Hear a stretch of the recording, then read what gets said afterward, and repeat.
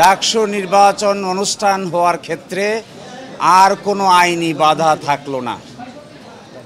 ডাকসু নির্বাচন অনুষ্ঠান করার ক্ষেত্রে সুপ্রিম কোর্টের আদেশ অনুযায়ী আর কোনো আইনি বাধা আমাদের সামনে নাই। আগামী 9 সেপ্টেম্বর ডাকসু নির্বাচন ফ্রি, ফেয়ার এবং ইম্পার্শিয়াল ওয়েতে ঢাকা বিশ্ববিদ্যালয় কর্তৃপক্ষ ডাকসু নির্বাচন অনুষ্ঠিত করবে ইনশাআল্লাহ। স্বাধীনতার পূর্বে ডাকসু নির্বাচন হয়েছিল 1924-25 সাল থেকে 71 সাল পর্যন্ত ডাকসু নির্বাচন হয়েছে 37 বার। বাংলাদেশ প্রতিষ্ঠা হওয়ার পর থেকে ডাকসু নির্বাচন হয়েছে 7 বার। এটি 8ম বারের মতো আমরা ঢাকা বিশ্ববিদ্যালয়ে ডাকসু নির্বাচনের আয়োজন করেছি। এখানে কেন্দ্রীয় সংসদে 471 জন প্রার্থী অংশগ্রহণ করেছেন। সকলেই তার নিজস্ব প্যানেল দিয়ে অত্যন্ত আগ্রহ উদ্দীপনার সহিত নির্বাচনী প্রচার প্রপাগান্ডা চালাচ্ছেন।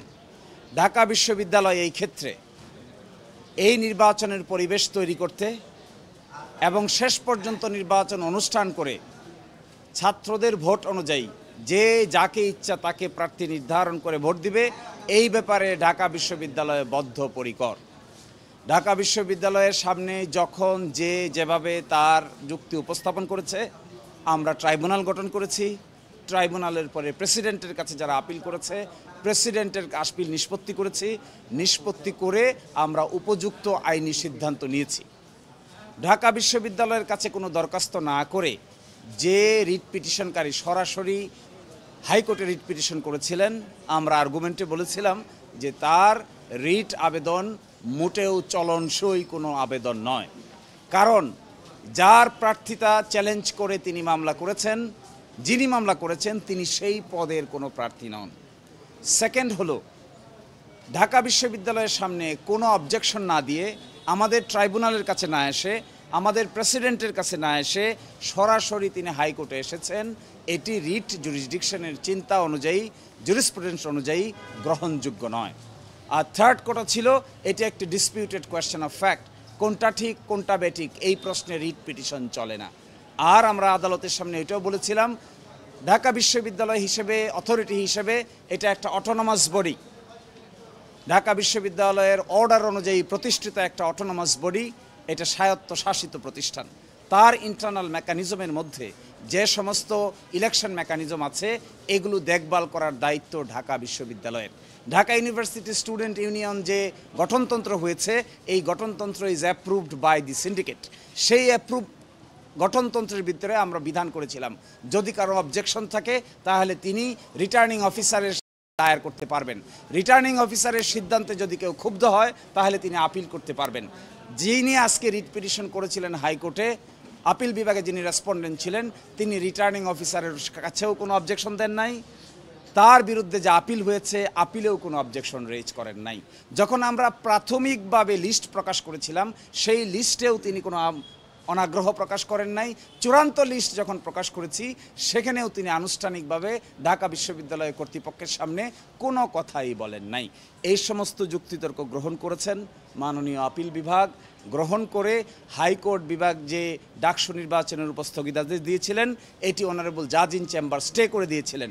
আজকে বাংলাদেশের সর্বোচ্চ আদালত হাইকোর্ট ডিভিশনের আদেশের উপর স্থগিতাদেশ দিয়েছেন এবং 31শে অক্টোবর 2025 পর্যন্ত এই স্থগিতাদেশ বহাল থাকবে।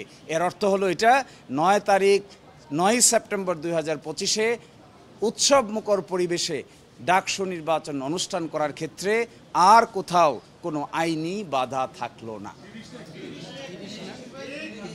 31।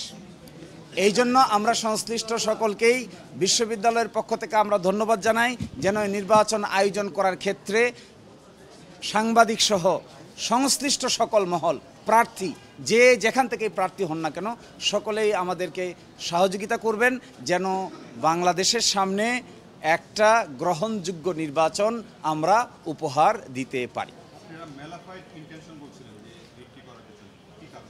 আমরা এই জন্য বলেছিলাম এটা, কারণ ঢাকা বিশ্ববিদ্যালয়ের কাছে তো এই প্রশ্ন উত্থাপন করা হয়নি। ঢাকা বিশ্ববিদ্যালয়ে প্রাথমিক বাছাই করেছে 21 তারিখ। ফাইনাল বাছাই করেছে ২৬ তারিখ, আর রিট পিটিশন দায়ের করা হয়েছে ২৮ তারিখ। তাহলে যখন প্রাথমিক লিস্ট পাবলিশ করা হয় তখন কি তারা জানতেন না? যখন ২৬ তারিখ পূর্ণাঙ্গ লিস্ট প্রকাশ করা হয়, চূড়ান্ত লিস্ট, তখন কি তারা জানতেন না? তাহলে ২৮ তারিখ রিট পিটিশন করেছেন, এটিকেই আইনের ভাষায় বলে ম্যালাফাইড ইন্টেনশন।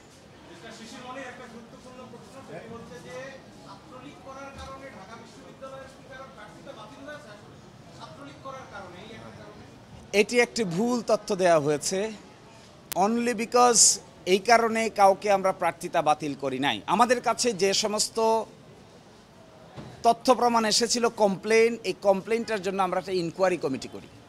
ইনকোয়ারি কমিটি সংশ্লিষ্ট প্রার্থী সহ ফ্যাক্টস ফাইন্ডিং করে বিশ্ববিদ্যালয়ের অথরিটির কাছে একটা রিপোর্ট সাবমিট করে।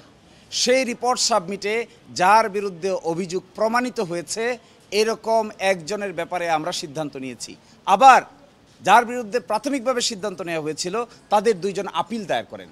এই আপিলে গিয়া একজনকে আমরা সঠিক তথ্য উপস্থাপন করা হয়নি মর্মে আমরা তার প্রার্থিতাও অ্যালাউ করেছি, ভোটার লিস্টও অ্যালাউ করেছি। ফলে ঢাকা বিশ্ববিদ্যালয় is acting in a transparent, accountable, acceptable mechanism.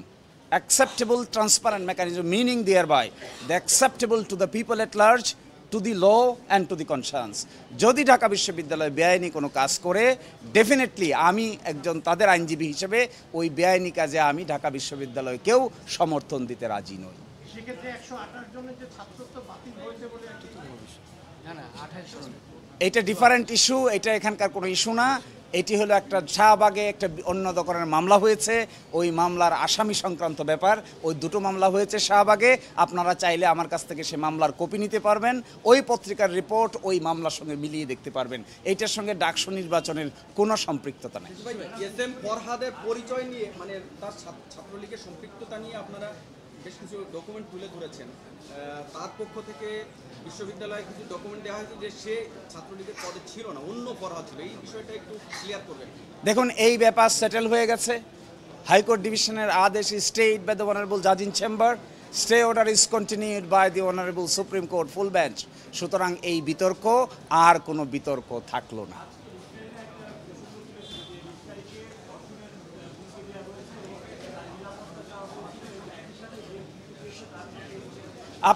আপনারা হয়তো এই তথ্যও জানেন না, যে ব্যক্তি এরকম হুমকি দিয়েছে মর্মে ফেসবুকে পোস্ট দিয়েছিল, সেই ব্যক্তির বিরুদ্ধে আমাদের কাছে সকল ছাত্র সংগঠনের প্যানেলেই অভিযোগ করেছে। কোনো পার্টিকুলার ছাত্র সংগঠনের প্যানেলের পক্ষে বিপক্ষে সেটা নয়, সেটা সকলেই আমাদের কাছে অভিযোগ করেছে। আমরা অভিযোগ নিয়েছি, প্রাথমিক তদন্ত করেছি। আজকে সকালবেলা তাকে 6 মাসের জন্য বিশ্ববিদ্যালয় থেকে বহিষ্কার করেছি। এইটাই ঢাকা বিশ্ববিদ্যালয়। কোনো offence we will not tolerate, irrespective কে কোন দলের, কোন মতের, কোন ব্যাকগ্রাউন্ডের, এটা আমাদের বিবেচ্য বিষয় নয়।